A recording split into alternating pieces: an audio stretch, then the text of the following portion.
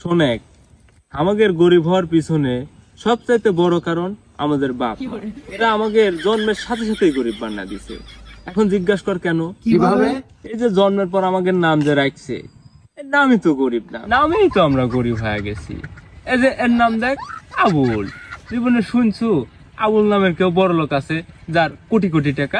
জীবনেও লয়, নামেই তো আমরা গরিব হয়ে গেছি। আবার এই যে এর নাম দেখ, তুজাম। এর নাম শুনে মনে হয় ধান কাটতে যাবি।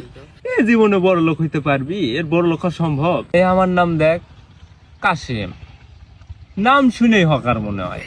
এ মনে হয় এর কাম হাটে হাটে যা যা মলম বিক্রি করা। এই বাপ মা মনে কর আমাদের নাম থেকে গরিব বানা দিছে। এই স্টিভ জবস, এ শুনেই মনে হয় কি নাকি বানায় ফেলা দিবি। তা বিল গেটস, এ শুনেই মনে হয় পৃথিবীর 1 নাম্বার ধনী। ইলন মাস্ক, মার্ক জুকারবার্গ, এর নাম শুনলে মনে হয় কি নাকি। এর নাম দেখ, লেলন। এর নামে কিভাবে বড় লোক কবি কয়? শুনেই মনে হয় সাপুরিয়া। গ্রামে গ্রামে যায় যা বিন বাজাবি। ইলন মাস্ক, মার্ক জুকারবার্গ, মানে নামই অন্যরকম। আর আমাদের নাম কাশেম, আবুল, তুজাম, লেলন।